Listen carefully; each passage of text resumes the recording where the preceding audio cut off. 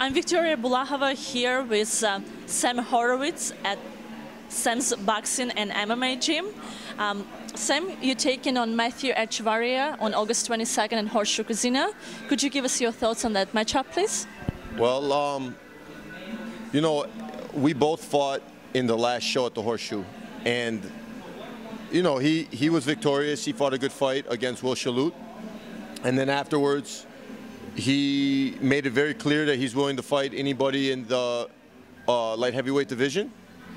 And so, you know, I was also victorious in my fight by knockout. And so when Bobby Hitz asked me, you know, about any thoughts for a matchup, I said I would like to fight him. You know, I'd like a challenge, and he's next in line. So I said, okay. How's the training going so far? And did you started your camp already? So I started my camp a few weeks ago, and it's going very good. Conditioning is going very well, and you know, my weight, everything is very good. So we're right on point right now. Could you talk a little bit about what you do in your training sessions? What particularly are you focusing on? So we're focusing on a lot of speed because, you know, I have the power. I've had power. It's never a problem. So we're focusing on a lot of movement, speed, angles, and just you know, things that the things that I'm not, the intangibles that I'm not perfect at. So I'm just continuing to work and perfect everything with my coaches.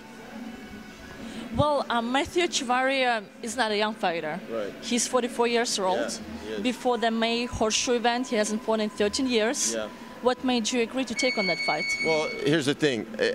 I know that he's an older guy, but I also have seen him fight, and I know he's very tough. And, you know, even Will Shalut, he knocked Will Shalut down in the fight. I've never seen that guy get knocked down ever, you know? So he's got power, and he's got a lot of movement, and I know the guy. So I agreed to take it on because I know it's not going to be an easy fight. I didn't want an easy fight. I wanted somebody that would pose a challenge, but I'm very confident that I'm going to beat him, and I'd like, you know, I'd like to challenge myself. So, you know, he's got a good record. We have the same record, you know. So I don't see any problem with the fight. You're also known as Russian Concussion. Yeah. Being Russian, I have to ask where this nickname came from. Okay, so listen. So my father's side of the family is from Russia. I don't speak Russian, but people used to always call me the Russian because of how I looked with my hair, and they used to always compare me to Drago from Rocky. Okay. So it just kind of came about, and I like the name, and it's a cool name, so I kept it. Which one do you like better, the Bear Jew or the Russian Concussion? Well, listen, I like both of them, but I go by the Russian Concussion. But my friend Mike Malo, the heavyweight, he gave me the nickname the Bear Jew a while ago, and I like that too. Why is that? Oh, because you know what, he was a bad man in the movie, you know, Inglourious Basterds, and he killed all the Nazis. And I would, you know, if I was living in those times, that's who I would be right there, the Bear Jew. Well, now you're in the ring, so you're ready to kill? I'm ready to go to war. Absolutely. How did you first get into boxing? Because as far as you know, you did some MMA, and then you transitioned into boxing. How difficult was the transition, and why did you take on that sport? You know what? I never had the wrestling pedigree of the guys in MMA. I was okay on my feet, and I enjoyed the sport.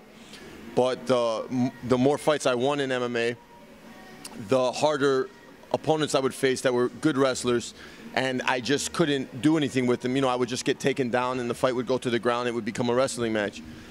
And I like to fight. And actually, a good friend of mine, his name's Sergio Aguirre. He's a very talented boxer. He trains here as well. He took me to my first boxing gym, you know, some years ago.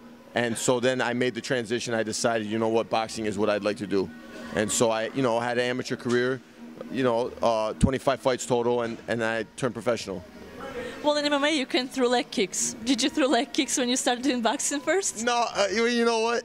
I remember in my first amateur fight, they were saying that I threw what looked like a knee. I don't agree that I did, but there's a couple people that were there that said that it looked like there was a flying knee that got thrown in the fight. But hey, You got to win. hey, you gotta do what you gotta do. Do you do southpaw or orthodox stance, and do you switch in your fights? No, I'm an orthodox fighter. I don't do southpaw, but you know, as I progress in the sport, I like to, you know, try new things and whatnot. But you know, I'm a right-handed fighter.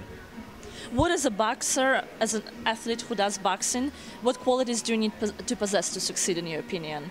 What do you need to dedicate and pay attention to? You need discipline and you need dedication, because you know it takes discipline no matter how you're feeling every day going to the gym. Whether it's a bad day or a good day, I have many bad days in the gym where I feel, you know, beat, and it's the mindset of just never quitting and continuing to come to the gym every day, and knowing even if you're on the couch and you're tired, you need to go run. You know, guys in other sports, they might not have that discipline and dedication where, hey, listen, I don't want to get up in the morning and run. I don't want to run at nighttime. I want to go to sleep. But going out there and running, you know, 3, 5, 6 miles at a high speed, you know, pushing yourself even when you don't want to do it. That's boxing. You have to do it. It's like no other sport. How did you change your mind when you come to the gym and you feel beat and you don't want to do it? You know what? Because I know there's good days and bad days, and I know what I'm capable of, and I know that I'm a strong, tough fighter, and I know that I'm only getting better. So there's guys that are at their peak and they're going down, and I know that every time I come to the gym, I learn something. You know, I might not have my best day in the gym. I might, you know, get beat up a little in sparring, or not feel like, you know, my right hand or my left hook is coming along right, but I know that I'm taking something away from that experience. So that's why. Well, you just took another experience past June, taking a fight in the BKB promotion and fighting in the pit. How was that, and what did you take from that? I loved it. I loved it. You know what? I would just love to have another chance at BKB. I thought I got robbed. I thought I won the fight. You know, I couldn't see on the scorecards how the decision, you know, I knocked him down in the 5th round, and there were some very close rounds in the fight. He was a tough guy, you know, the guy who fought in the UFC. He was an undefeated boxer. He was a good opponent, and you know, I just love to get another shot. But it taught me a lot with moving, with angles and stuff like that. You know, that you have to do a lot in that little pit, unlike the ring where you have the ropes to move off of or get somebody trapped on the ropes. You don't have that in BKB. It's definitely was a challenge, but I loved it. I wish I could get back. Did you trade differently for that fight? Oh yeah. See, it was 2-minute rounds, and so for those rounds, you have to go all out for the entire round. So we switched my rounds to 2 minutes in training, and nonstop. There was no pausing. There was no resting. It was 2-minute rounds nonstop to get myself mentally prepared to go 2 minutes nonstop.